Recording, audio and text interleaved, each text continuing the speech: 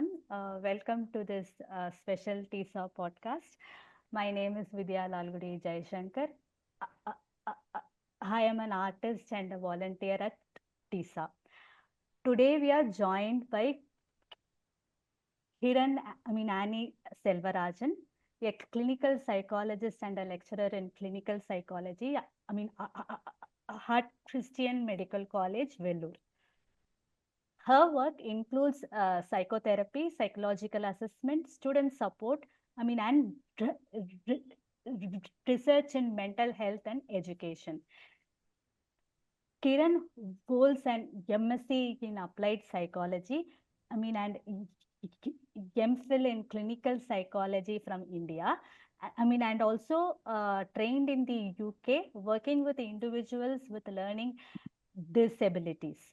Her research covers student anxiety during pandemic, emotional resilience during serious illness, and interprofessional learning in healthcare. Welcome, Kiran.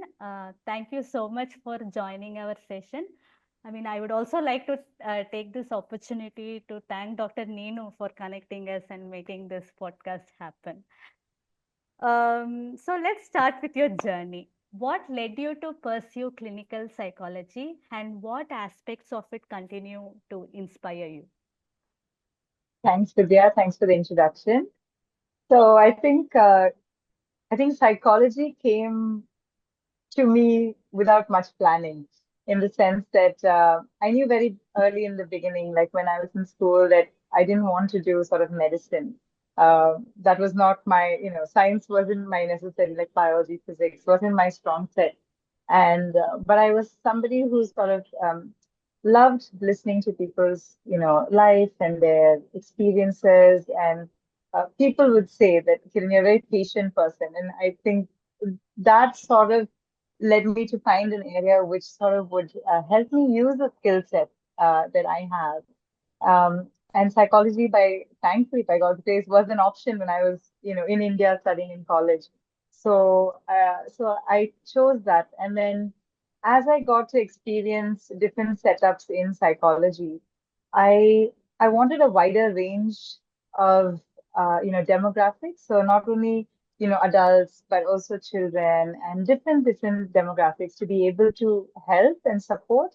And clinical psychology sort of offered that. So there is one aspect of patients in the mental health center who we are able to help, but also it also deals with regular family difficulties and couple relationships, children, parenting. So there's a wide range of avenues where I'm able to help in that sense. And so I wanted that. I didn't want it to be sort of exclusively just neuropsychology or just child psychology. I wanted to be able to have that exposure where I can meet the demands of the environment at that time. But of course, my interest is with the young adults, between 18 to 30. That would be something which I know is a very crucial time of growth and changes. So having been through those stages, I think that's one of those periods where I felt very drawn to support in that sense. Thank you so much for sharing your journey. Uh, One thing that you said is having the patience to listen to people, without judgment, has so much of value to what you do. Thank you so much. So And let me add. So when I say patient, there are many times where I'm not where I'm not patient, and I that is absolute truth. And I think it comes especially in parenting, oh, where there are moments when we don't necessarily like ourselves being impatient, but it's a very normal human emotion and experience. So patience, it is there, but like any other emotion, we experience the entire, gamut of it. Yeah. So yeah, definitely. yeah, that is Yeah. very true. That is very Yeah. true. Thank you for sharing that. So, having lived and worked in both the UK and India, in what ways do you feel those experiences have shaped how you connect with, or support others? Yeah, so I went to the UK. I lived and worked in the UK after my master's. And actually, even before that, I was sort of as a family, we lived in America and Israel and different sort of cultures growing up. So there was a lot of exposure to different cultures and people, even as a child.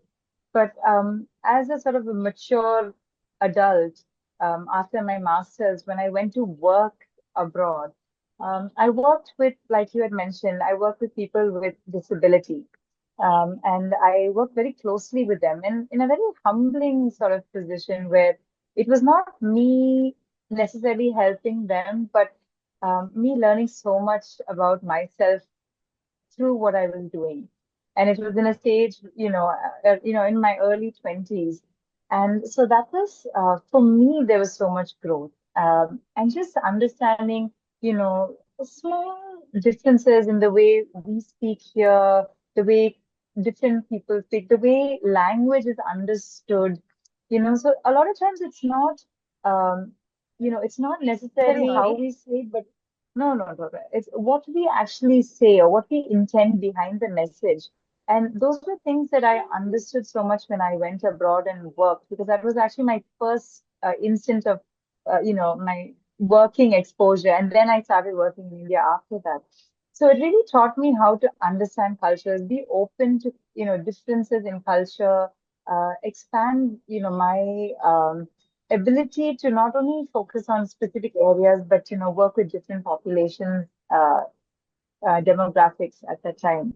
So it gave me so much cultural diversity, and just being more sort of a humbling experience, and being able to accept that there's so much that we can still learn, and we never stop learning. And as much as we know so much in our culture, there's so much that we don't know from another point of view, which is so important as well. No, when we start acknowledging that, um, it's not only my view, but we have to take such a broad understanding of life. So it really sort of humbled me, but also added to my skill set. And, and it's not that I stop, I keep learning, which is so beautiful also in that sense. Yeah. Yeah, and also I believe like they're accessing mm, mental health counseling and other facilities are much more easier when compared to here.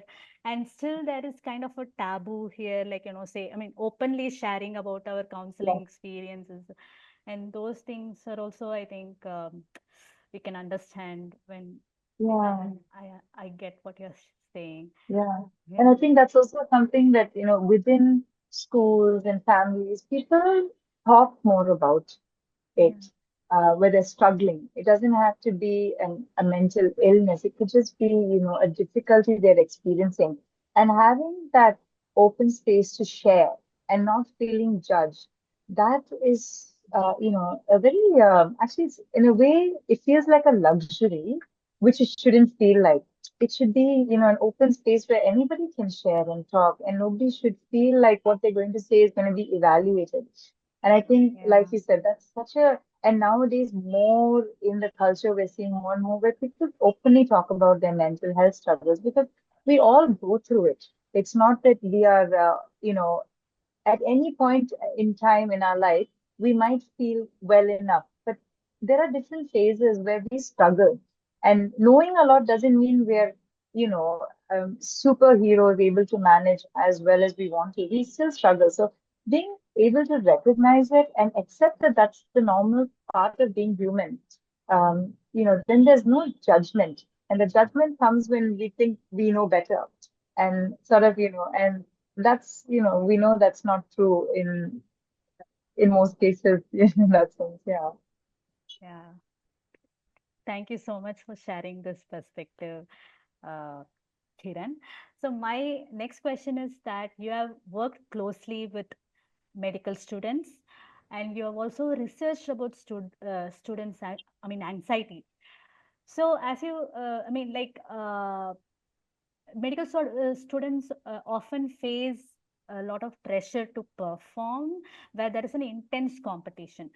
So for students who stammer, it might be hard to talk about their communication experiences and about their speech openly. So what do you think, could help support their emotional well-being during, in these kind of situations and, and environments? Yeah.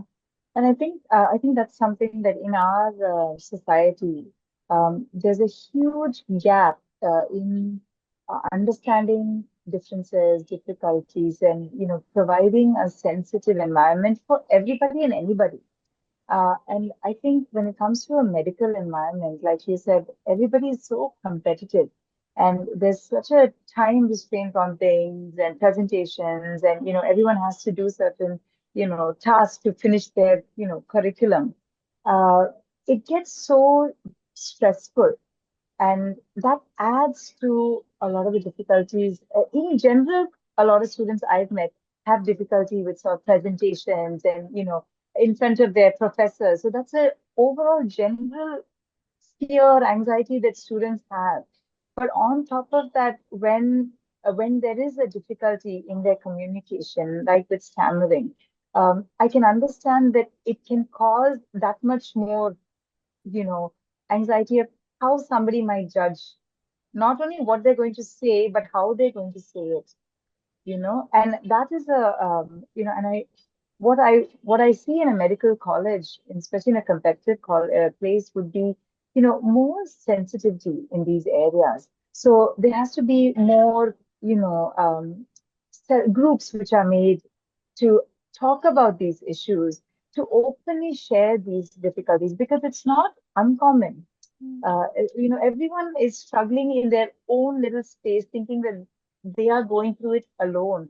But there are many individuals facing similar difficulties, but not, they're not knowing how to share it without feeling judged. So having those safe spaces where, we can talk about these things, and where even, at a higher level, Yeah. consultants and professors are understanding of it. For example, even like small things like in our wards in the hospital, we used to get a lot of complaints from PGs talking about, the feedback we get from our professors is always very harsh and very difficult.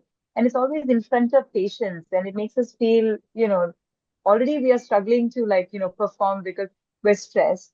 And on top of that, you're making us feel so little in front of our patients who depend on us, who are looking at us for help. So in those situations, we slowly have started, it seems like basic, but we started workshops on how to give feedback, which you think that people at a higher level will know. But sometimes it's not about them knowing it, but just sort of breaking a toxic pattern of communication. Exactly. So those are things where we're looking at how to start these sort of workshops, and so small things like giving feedback. So even something like this, where we have more open conversations and workshops where people are on the same page on how to approach the individuals who have these difficulties or whatever the difficulties they have, and be able to talk about it. And I think that would sort of, if it comes from a higher level, then people see it at a better way. So if they set the example, then others can follow. But if you are trying to make a change and everyone is sort of on your head, it's very difficult to sort of, grow out of it. So I think it starts from that level, from an administration level. And students, anyways, they are such a strong student body. In CMC, the students take care of most of their activities and, so many things. So they, are wanting to get more into community activities, more self groups, more things where conversations are had. So definitely at an individual level, but also at a manager like admin level, because it's a hospital. And I always say, there's so many things which we do for patients. We want patient care to be good, but what about student care? What about a PG care? They are the ones who are taking care of the patients. So if they are feeling acknowledged, if they are feeling understood and respected, then automatically, it translates in their work as well. So that's what I do. Hope and believe to see we, move towards. Yeah, thank you so much for, addressing a lot of important things that is happening, and it's high time like we have to take some steps in the administration level. Yeah, thank you so much, Okay. Kiran. Um, so, um, so you work deeply with thoughts and emotions.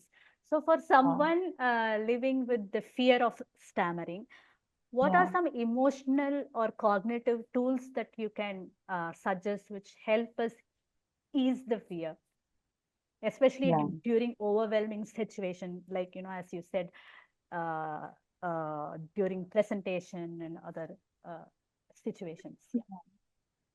So, like you said, in therapy especially, we use a lot of cognitive behavioral therapy, CBT, and more now there's acceptance and commitment therapies, which are coming into the forefront of therapy that people are using.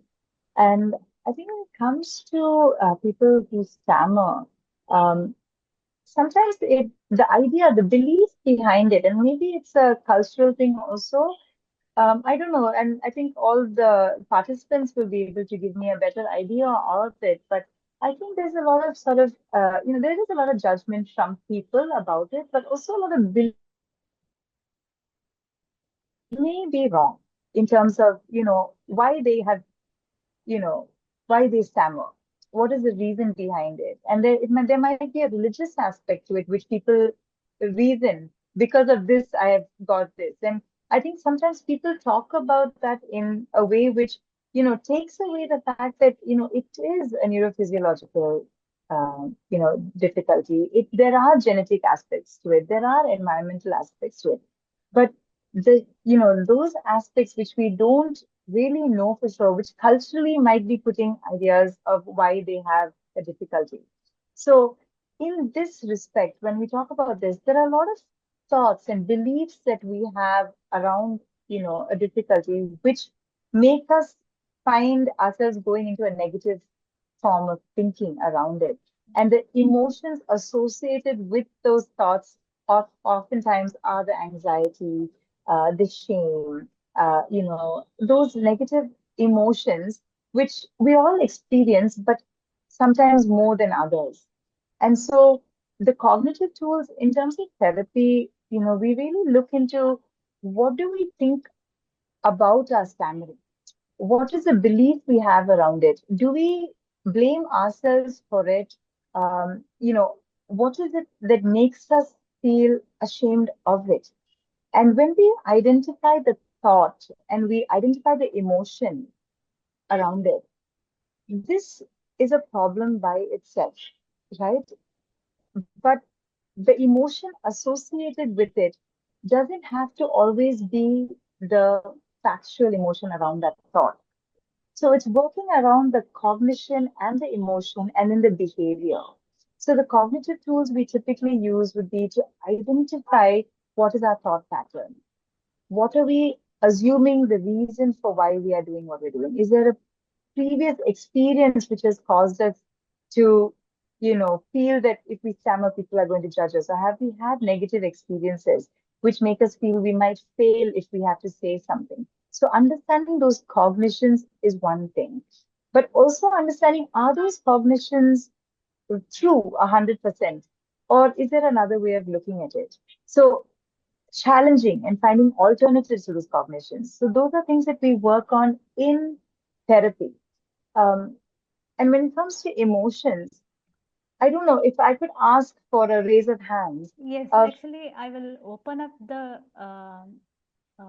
audience. or even a hands raised like this. Yeah, I mean, I have changed the settings now, so people can unmute and start asking their questions or doubts, Yeah, their thoughts.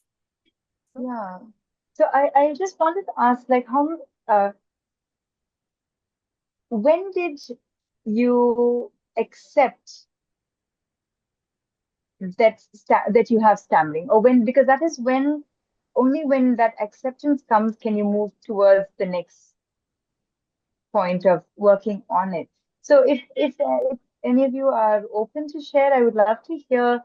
Or have you not accepted it? Or if you have accepted it, when did that um, happen, and how was that for you to come to that stage?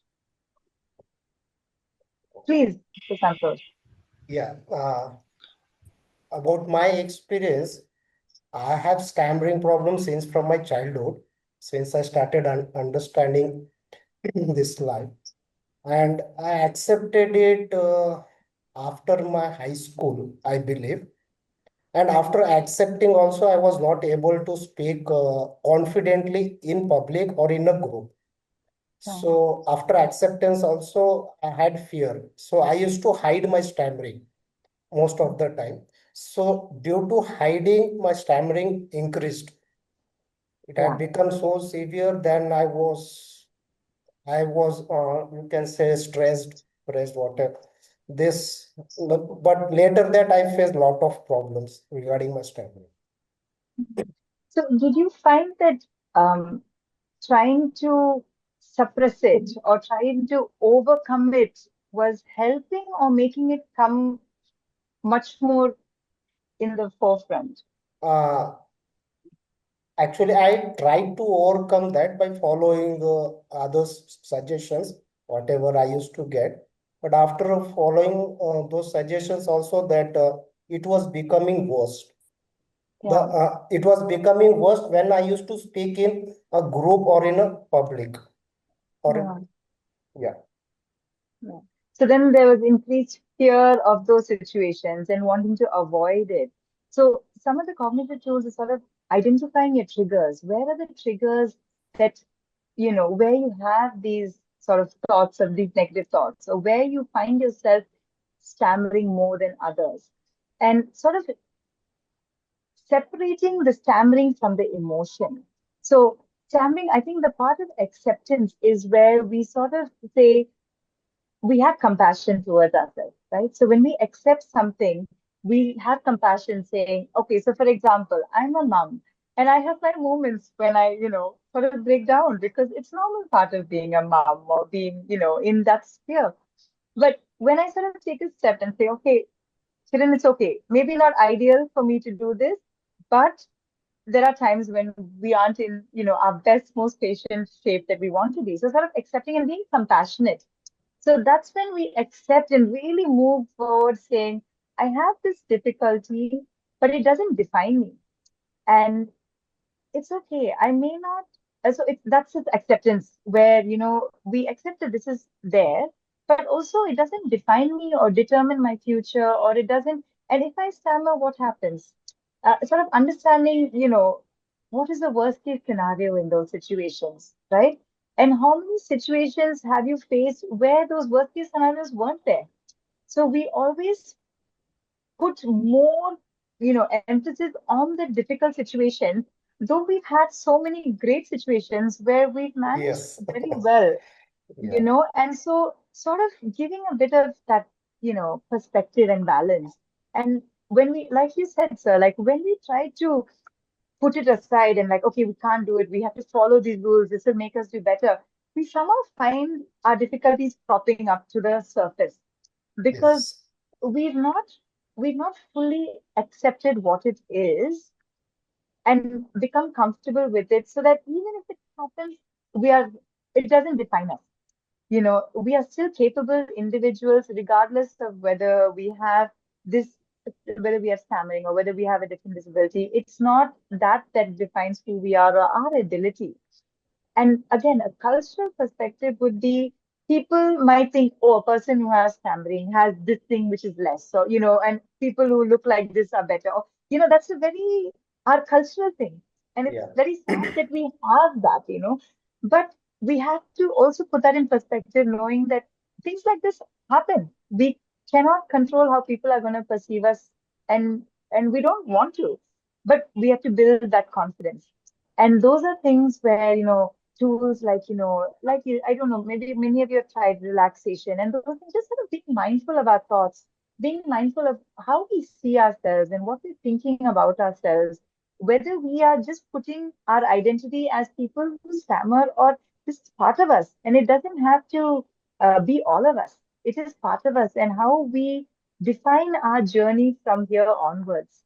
And like you said, sir, like you've achieved so much, you've done so well, you all have, come up in all your areas, not because you not because people judgment or what they have said could keep you down, but because you have the resilience to fight against so much of that and know it for yourself that this doesn't define you, and that's so important, that talk. Yes, Vidya. Yeah, and as you said, being aware, being self-awareness plays a very huge role in that, in confronting those emotional aspects rather than avoiding them. So Yes, which can help in developing emotional resilience, right? As what you yes, said. So can yes, you elaborate on that? And also, I would like audience to, take yes, part in this conversation. yes. So when it comes to resilience is something where like what we talk about is we jump, you jump back from difficulties. And resilience doesn't come without difficulties. The difficulties we face gives us opportunities to explore those strengths within us, which can, overcome that difficulty and come out on the other side. So when we talk about sort of putting things in psychology, especially when we try to put aside and we talk about traumas, when we try to put aside things which have been difficult for us, we term it repression. And typically, when it comes to repression or trying to avoid certain feelings or experiences and just sort of ignore them, there are triggers which at later stages sort of bring it back up. And we won't realize, but subconsciously, all this is happening. Our way of dealing with those difficulties is put aside, put it under the rug, don't need to access it, not needed. But they do come up in different ways. They won't be so clear, like, oh, this is causing this. In the mildest ways, we start having difficulties. So, in terms of resilience, the part of maybe there were some shameful experiences. Maybe there were some emotions which caused shame and anxiety and fear. But looking at it very objectively and trying to understand it as that is separate from me. That's an emotion.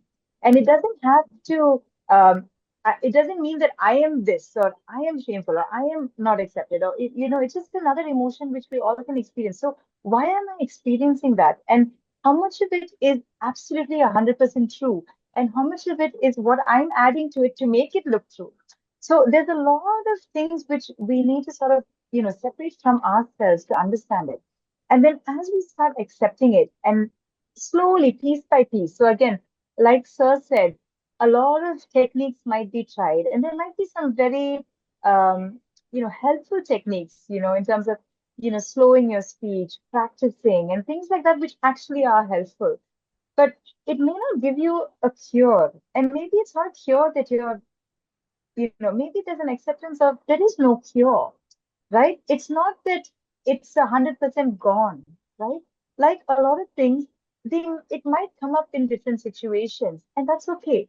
So having that acceptance, so when you've come to that, then you're able to sort of say, okay, that's all right. And I can, it doesn't mean I'm a failure, and it doesn't mean I'm not good enough. So when you have this self-talk, it automatically builds within you an ability to sort of bounce back from those difficulties.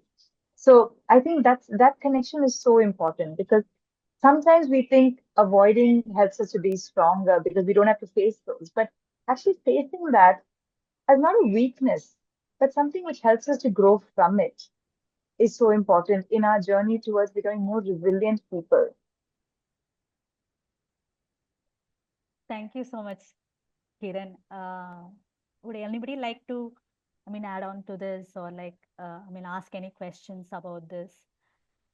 Not only about this, about the full conversation that we were having.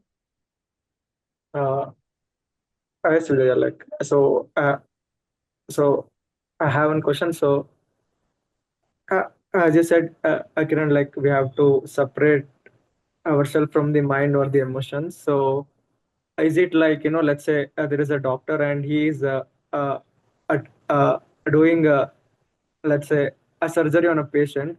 So, if he will try to relate with emotions, then like then he may make a mistake in his a surgery.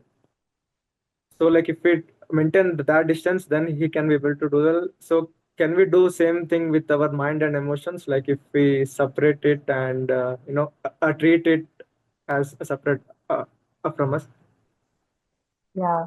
So thank you so much, Sohan. That's a really good analogy you gave about, doctors, surgeons especially, Yeah, right? yeah, And I think that's yeah. something that I've seen a lot where people say, if they're treating somebody of their own family, they have to sort of emotionally disconnect because it's so Mhm. difficult to treat when that emotion is there. So when I Yes. say sort of disconnect, it's sort of like we have these emotions and these emotions are normal. Um, and sort of understanding those emotions from I can have these emotions at certain times, but they aren't the only things I experience, and they don't always have to be 100% true. So in CBT, in cognitive behavior therapy, we have a triangle. So think of a Yeah. triangle. At the topmost of the triangle, you have your thoughts. And typically in CBT, the idea is your thoughts essentially lead to the way you feel about a situation. So, Yeah. in your thoughts, if you feel, oh, I'm going to do terribly bad now, I'm going to make a fool of myself because I did it before. And if you believe that thought to be 100% true, your emotion is automatically going to be an anxiety, a fear, and then the behavior is going to be avoidance, worrying about it. So, essentially, if you understand your thoughts and try to question, are these thoughts completely true? Or am I going too much towards the negative? Is there a different way of looking at it? So that will impact the way we feel and our emotions. So those emotions, what you feel is not always what is fact. Okay, so Yeah. our feeling is not always fact, but we need to understand. So if I'm feeling upset, okay, why am I feeling upset? Is it because of a real situation I'm feeling upset, or what has caused me? So it's sort of separating yourself and trying to understand awareness of this emotion rather than saying, "Ah, this is how I feel and this is going to go bad," and just sort of, feeling like a victim in that emotion. So it's Mhm. sort of separating in that sense. And that's a very Okay. important. Yes, Vidya, please. Okay. So how much journaling can help in this, Yeah. trying to give the get the objective view? Yes. So if you think of our brain and how much we think about and what goes on from planning and thinking and worrying and everything, um, it's so difficult sometimes to just sort of take one thought and be like, this is something I need to, look at.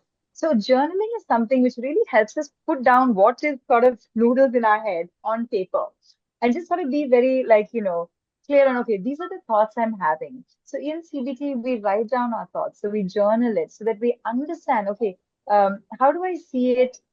Is it 100% true? Is there any reason to believe that this may not be 100% true? So we work on it in that sense. So journaling in the CBT structure is like a thought record.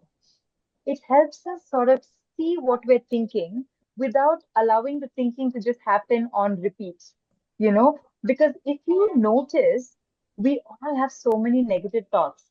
But how many of us actually are able to question if those negative thoughts are real? Because we just have a flow of them. We just keep, and then we just keep believing them.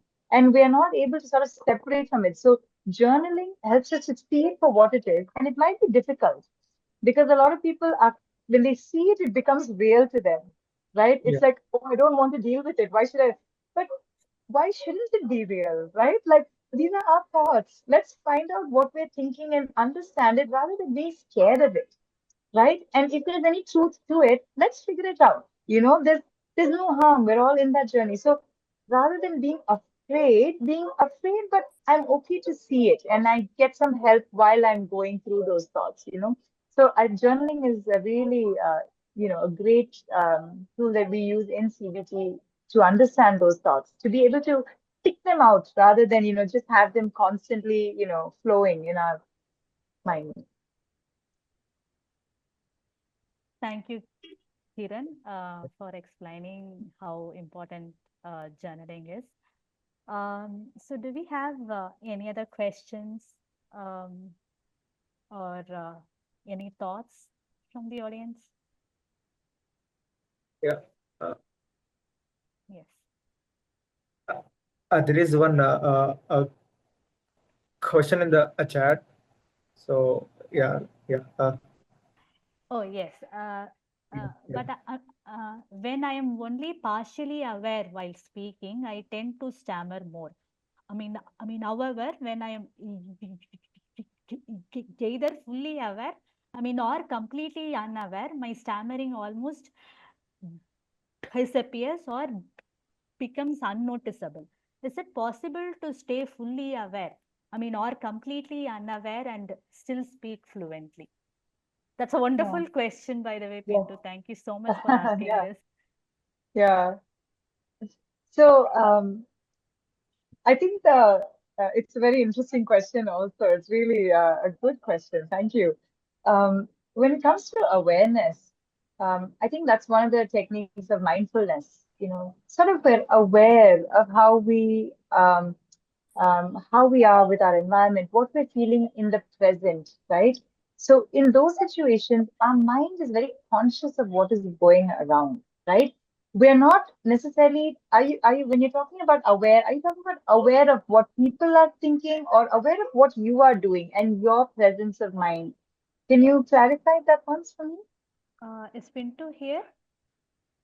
Yes, Pinto, can you please clarify whether it is about your stammering or about how people perceive your stammering? So you can approach this question in both the ways, like both. I mean, he has also um, Said both. said both. Yeah. All right. So when we're completely unaware, essentially we are not overthinking anything. It's so I think like with your friends, with people who you're comfortable with, people who know you, people who you know aren't interested. So there you're just free and you're sharing, you're talking. You're not overthinking what are they going to think about what I'm going to say, or how are they going to respond to it. And so you're just, bindas and happy and talking and engaging and comfortable. And those are safe spaces for you to engage in conversation. When you're fully aware of both your stammering and your is it like level of awareness in terms of being fully present in those situations, would it be something like you're more confident, you practice what you want to say, or is it something in those sort of situations where you feel more because it's a fully awareness, it's sort of poles apart. So you'd expect differences. But when you're fully aware, also you don't have as much stammering. Is that right? Yeah, like when we absolutely not worried about our stammering. It's like when I think Yeah. that's what he means when he says like completely not bothered by it, not being Yeah, correct. worried about it, basically. Correct. Yeah.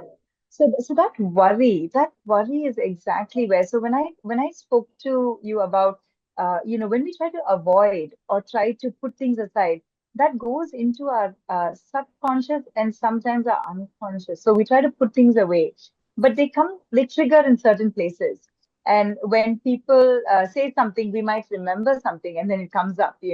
And then we're caught off guard and we start thinking, oh, what was going on? Why did I say that? And then we get into our head and we start worrying about why am I stammering now? What happened? And then we lose focus on what is the current, task at hand. When we're fully aware, we're understanding, okay, this is a situation, I'm talking, I'm doing this, but we're also knowing that it could happen, but we're not going to put too much attention towards it. Maybe that's a situation maybe that is something that uh, am I able to get that correct Yes, yes. in terms of their experience, the experience? Yes, about that putting attention only on the stammering part when we are taking. It's like, it Yeah, happens sometimes like when we stammer in one word and we yeah, get a little bit conscious about it or a little bit worried about that, we will try, I mean, the stammering continues for the next two, three continue. sentences. So that Correct. happens to many PWS. So Yeah, to not give attention to that yeah. word that we already stammered and moving on is something I feel like I mean, is there a way to actually actively do that? You know, So it absolutely. So it's really a lot about consciously doing it on a regular basis, where when we're able to identify our thoughts, we and we do it on a regular basis, we're able to catch whether that thought is completely true or not, and we're able to find alternatives or reframe that thought. So if a person stammers while they're presenting, an alternative thought to what they're thinking could be, I might stammer, it's okay. What I have to say is more important than how I say it, as long as the message is heard. So this is an important sort of alternative way of thinking about a certain thought, which might see, like you said, once we start stammering, it actually increases if we start worrying, why are we stammering? We shouldn't Yeah. be, and it's an important thing, right? So not giving the stammering any control over how we feel, but saying, okay, it's all right if I stammer. That doesn't, I can stammer. Instead of being acceptance of, I might stammer, and that's okay. But what I have to say is going to come out eventually, and that's fine. So, not giving importance to the apparent difficulty that, when stammer, but on the content which is being said, which will be conveyed, you know, and because that cycle has to be broken, that anxiety, and breaking that cycle means we need to find ways to find alternatives when that negative thought comes into our mind. Yeah. Yeah. Breaking the cycle, that is very crucial, especially when there is a pattern, cyclic pattern. You get you you stammer. If you give attention to it, then the confidence level goes, and then again to rebuild it, it takes time.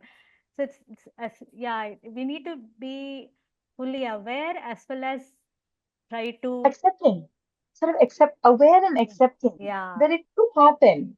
It could happen. Like Sir said, whatever techniques he learned, some helped, but a lot didn't, and it made it somewhat worse in some situations. But we're not trying to erase it. It's not something that it might the culture or the world might put some judgment on it, but it's not something. When you accept it, you say it's okay if I have it. I have much more to convey than how I may convey or how people perceive it. And that's an important thing. So that is sort of building that confidence in yourself that it's okay, and I'm still going to convey something which is important, and having that within yourself, because a lot of times we want others to validate and want others to say what you have to say is important, but we need to know that what we have to say is important as well. And when it comes from within, it holds much more. It stays with us for longer in that sense. yeah. Thank you so much, Yeah. Kiran. Yes, Yeah. Rohan. So yeah, I would like to share a small incident. So I'm going to office every day. So every day in the morning, so I get a thought that I have to talk with the conductor, and I may stammer at that situation. And like so, it's been almost 1 year that I'm going to office in Bangalore. So that thought is coming daily. So, but now in recently, like it's not too much, which I felt, and so I found that stammering is there when when I say a single word, or like when I go to a shop or to to ask something. So the mind will focus on that single word. Then it will say that you may stammer on that word. Right. So yeah, what I now recently feeling is like so as soon as uh, I have started walking towards bus stand, so suddenly I uh, I didn't get a thought that I'd have to speak about the conductor, because I was thinking about something else which is Okay, more that's important. important than that. And suddenly I came to know that okay, something I'm thinking, and I'm not ab- bothered about that. I'm a stammer at that situation. Yeah. Yeah. Yeah. So it Yeah. just shows, thank you. It just shows, uh, it shows how much importance we might give to those thoughts, which put us in Yeah. situations where we overthink, and then, then we're, slipping on our own toes. But when something more important is occupying your mind, Yes. those it doesn't even come close to, it doesn't require that much mind space in that sense, Yes. no? Yes. So these Yeah. are experiences, Sohan, Yeah. which you keep like, Yeah. in your treasure chest of experiences where you Okay. remember, and then you remind yourself, Yes. how you're able to, experience different situations, and how your, stammering has changed when certain situations are there. So these are Yeah. positive experiences, which I'm so glad that you have been aware of. Sometimes we're not Yeah. aware of it. but you Yes. have been aware of it, and so you can keep it as like, whenever you doubt or whenever you question or whether you're thinking, you bring this up and you be like, no, it's, Mm. it Yeah, happened yeah, it's here, okay. that is fine. Yeah, Yeah, yeah, yeah, yeah, yeah. Yes, yeah, absolutely. yeah, Thank you Thanks, so much. Sohan. Yeah. Yeah, yeah. thanks, Thank Sohan, you. and thanks, Kiran, for explaining this. So, uh, do we have, I mean, yes, Santosh. Yeah.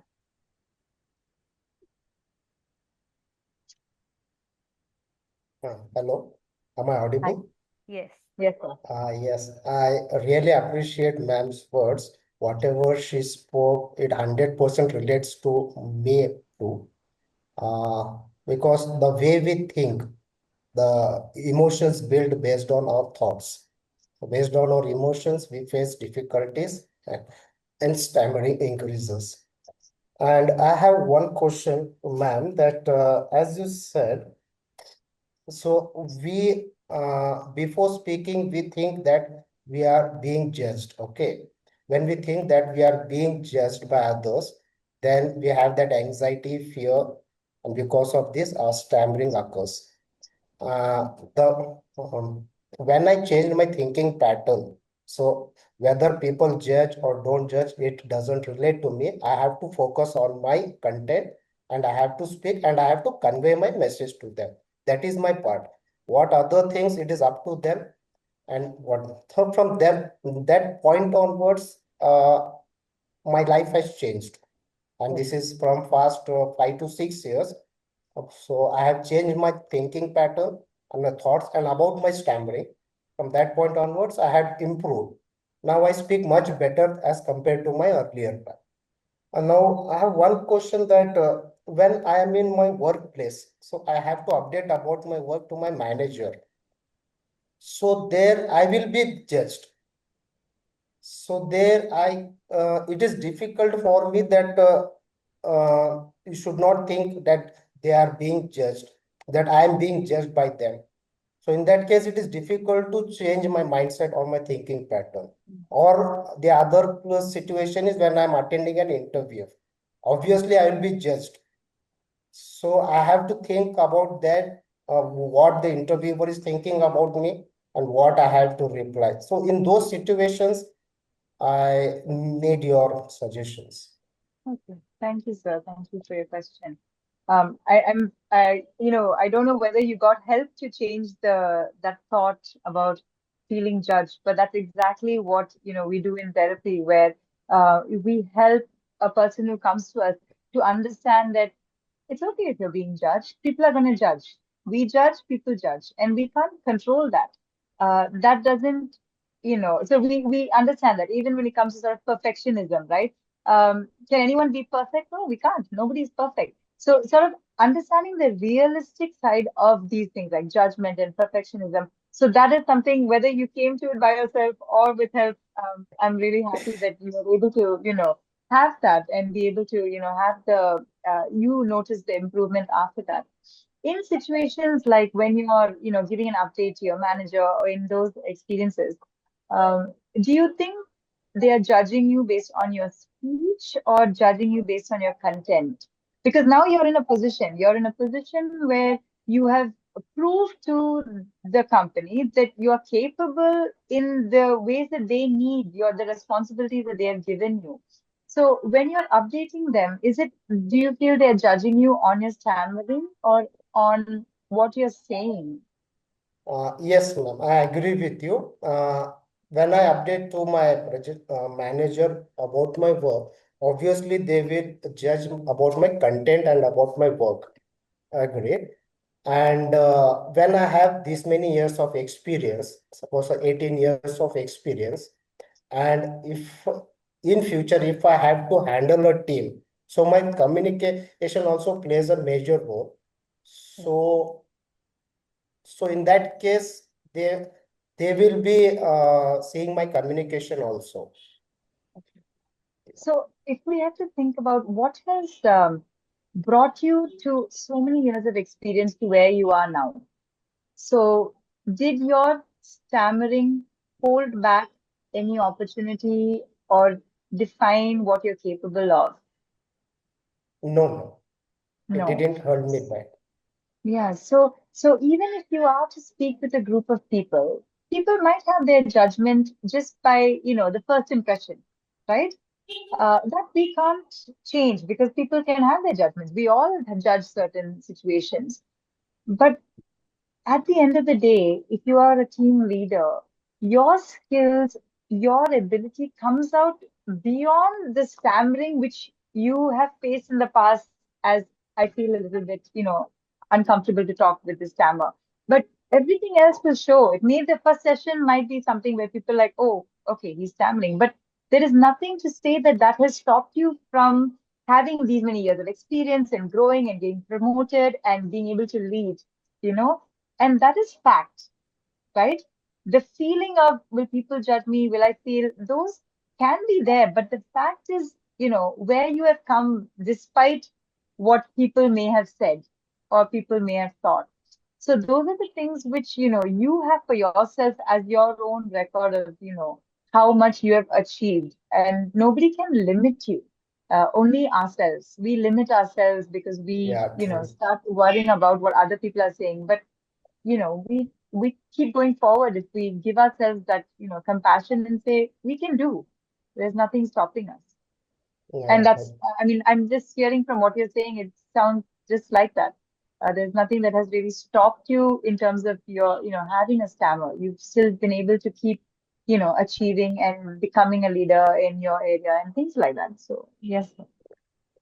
yes, ma'am. I truly agree with you. I am restricting myself because of my thought process.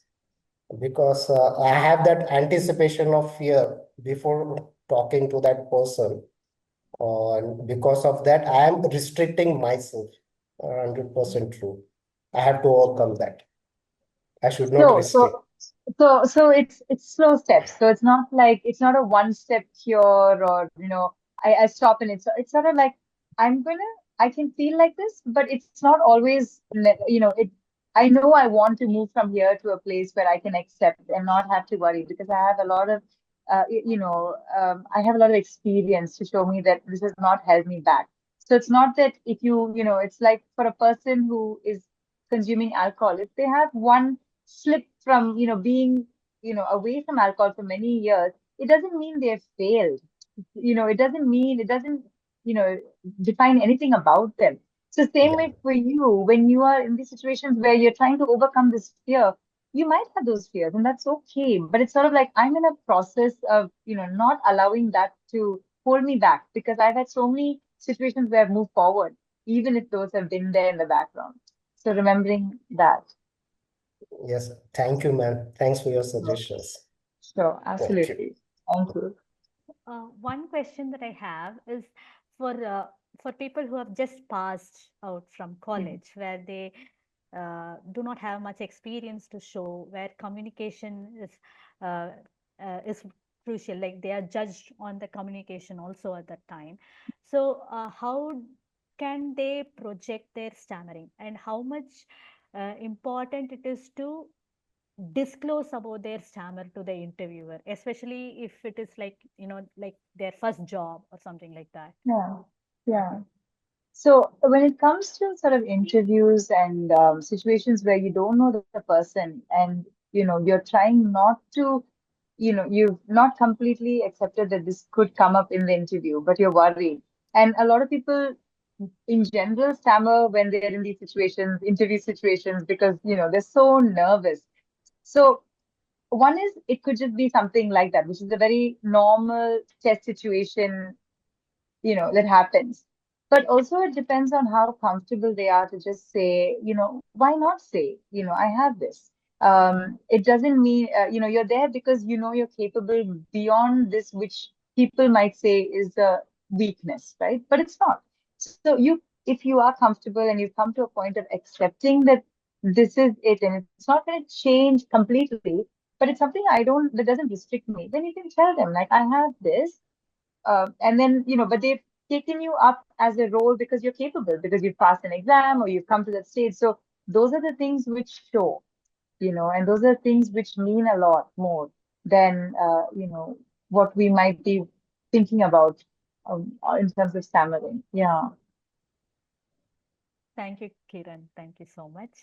Yeah. So do we have any other questions, thoughts from the audience? Yes, Santosh. Yeah, I want to know about man's life, whether she was also a stammerer, because I didn't see in her entire speech stammering on any single word. I'm surprised to hear I should have made it clear, like that. she doesn't stammer. She is not a PWS. Okay. Yeah. I was surprised that because, yeah, and but your understanding about a stammerer, a person who stammers, is amazing. The way we feel, the way we react, the way we act on others, that being judged and all. We have analyzed it perfectly and we have given a proper solutions, everyone. Thank you, Thank you, sir. ma'am. Thank you. I appreciate that. Thank you.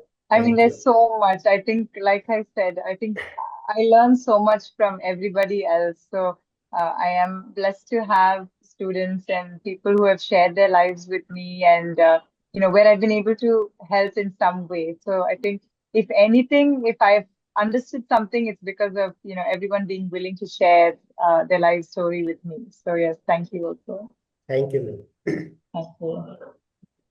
Yeah. Um, Yeah. yes. Thank you, Vidya, for hosting this session. Yeah, and thank you, Kiran, for being here and having a talk with us.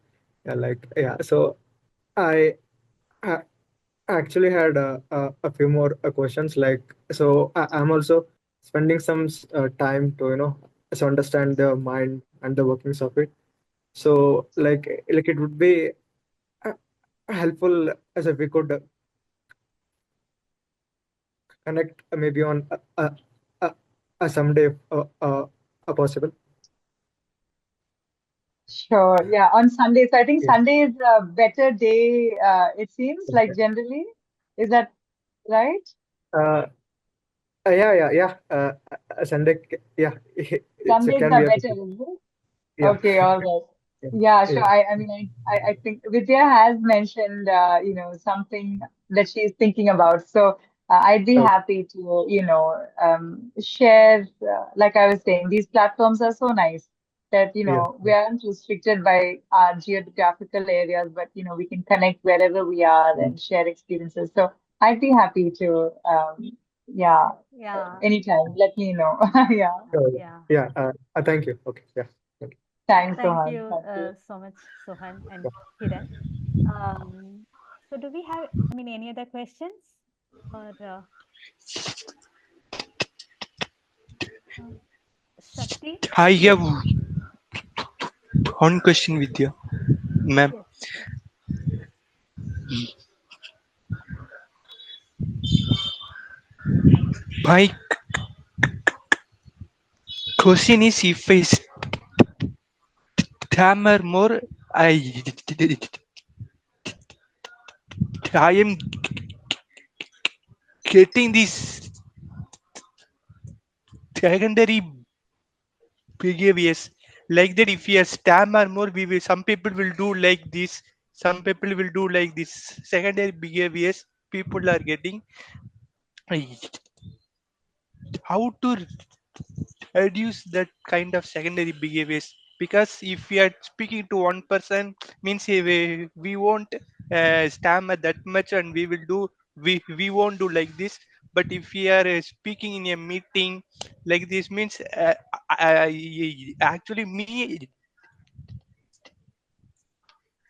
I am getting more kind of secondary behaviors nowadays only when I stammer more. How to reduce that kind of secondary behaviors, ma'am? Okay. Thanks, Shakti Vignesh. Thank you so much for your question. I'm going to ask you a question back. And are those, are those secondary behaviors very obvious? And are they, I can understand that they are distressing because you want to stop them. Um, but can you tell me a little bit about the secondary behaviors? Are they, you know, like you showed me hands moving like that. Um, which we can have, which we can like sort of fidgeting, right? And you're aware of those secondary behaviors. But are there some behaviors which you find that are not appropriate, and in the situation that you're in? Means when I like to speak some words, but I can't able to speak that words, means my the mouth will be blocked. My the mouth Okay. block means I can't able to speak, means only at that time only I will do like this to tell that word. I'm doing like this. Okay, all right. So you're saying that your mouth opens and you're saying it, but the word is not, you're not able to say the word. Ah, yes, Is yes, it? yes. That sort of a thing. All right. And so, is there a lot of fear? Do you experience a lot of fear in those situations? Ah, yes. When Okay. I try to speak that word, but I can't able to tell that word. At that time, my fear will be high. Then I will start to think what that person will think about me. Like that thoughts will be coming. Yeah. So you are aware of, your thoughts and how it makes you feel and what you think others are sort of, um, how others might be judging you, right? So this is Yes. something I think, so this is one area where, I know you go for, there are speech therapy and different areas that you can, get help from.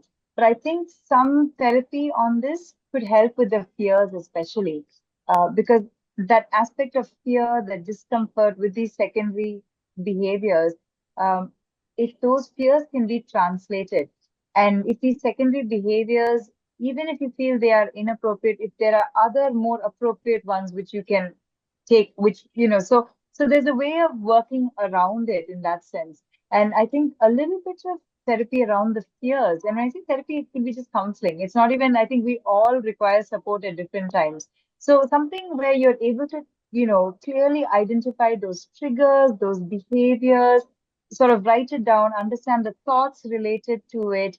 And that would be best when it is with somebody directly working with you on a one-on-one basis. And it may just take a few sessions for you to understand that. Because of the fears are the one aspect, like you clearly said, which finally determine a lot of how that thought, the negative thought or the fear of how people are going to see, and that makes you more anxious. And then that might create those secondary behaviors to be more prominent. So those are things which, in therapy we can work with, and it'll benefit a lot because it's not about changing so much as understanding where it's coming from. So then you decide how you want it to be different. It's not about someone dictating and telling you it shouldn't be there. This is how it should be. It's about you finding what is comfortable and what is okay or what has not been okay and how, you are willing to work around it.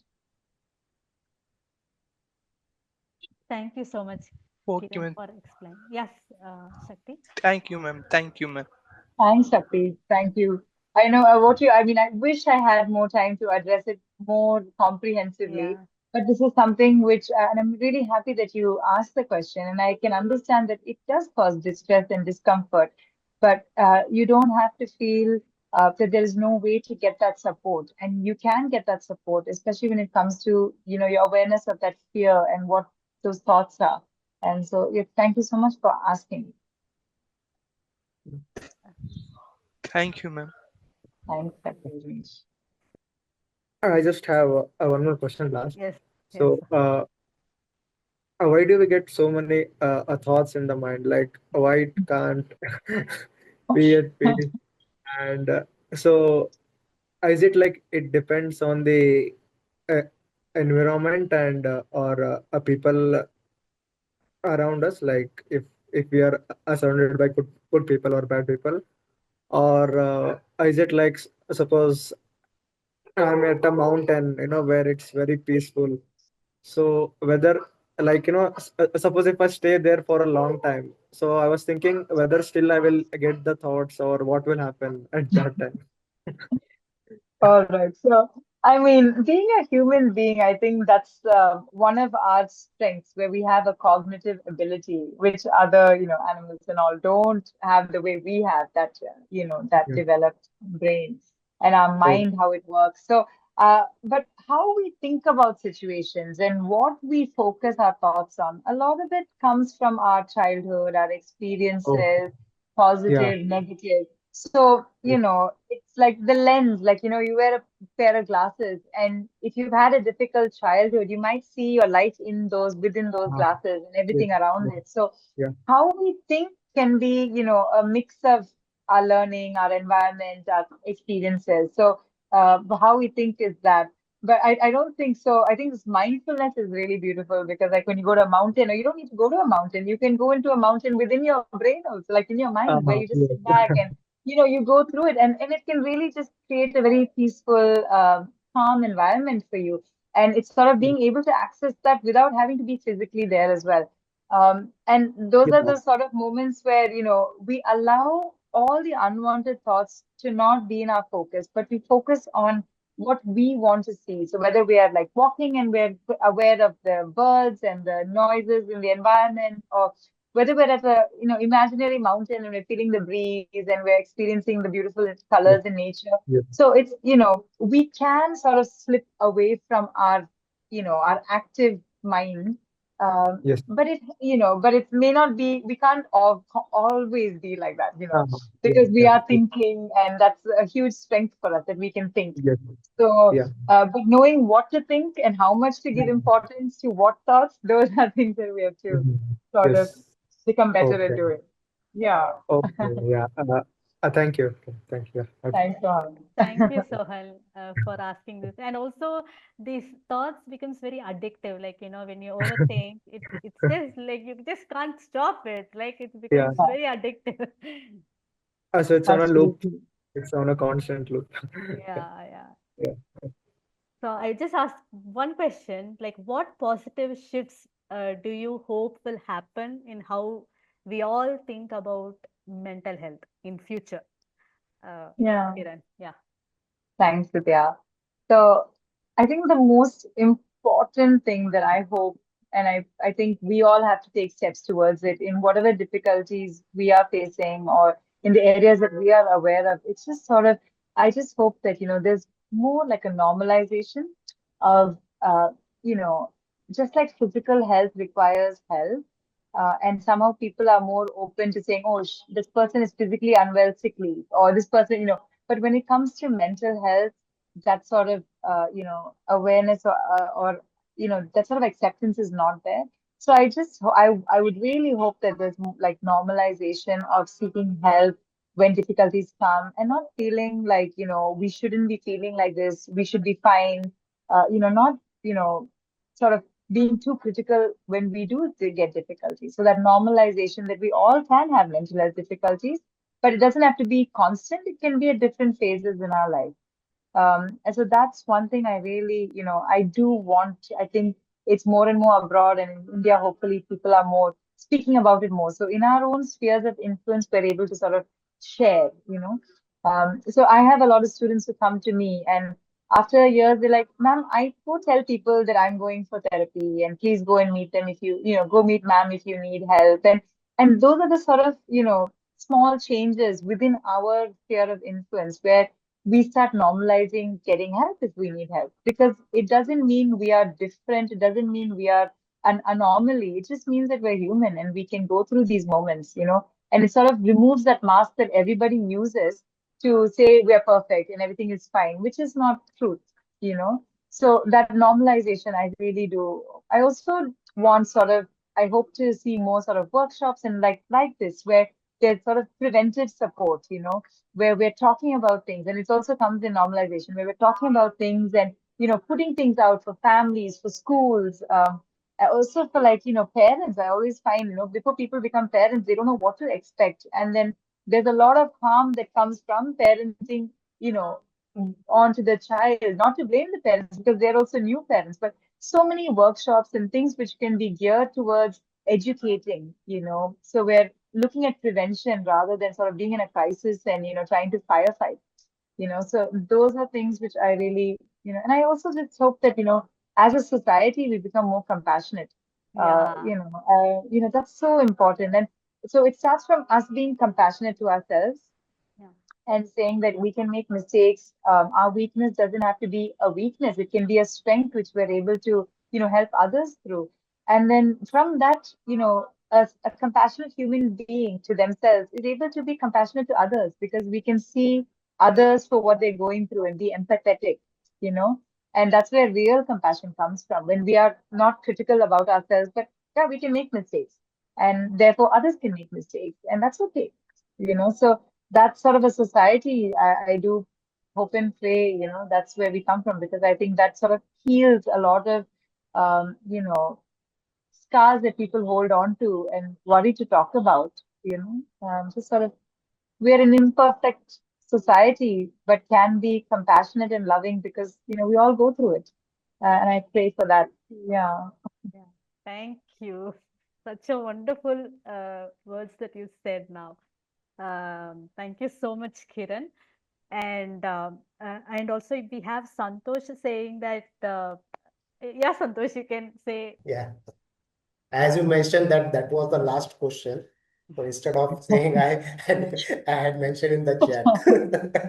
Thanks so much. Super. Yeah. Actually, I'm very thankful to ma'am and Vidya for this great session. Yeah, your each and every word is like a gem for us. Really, I appreciate that. You have analyzed it very correctly about our feelings, about our emotions, and the way we react, everything. And if you follow each and every step what you have suggested, no, then I believe nobody in this world will have this stammering problem.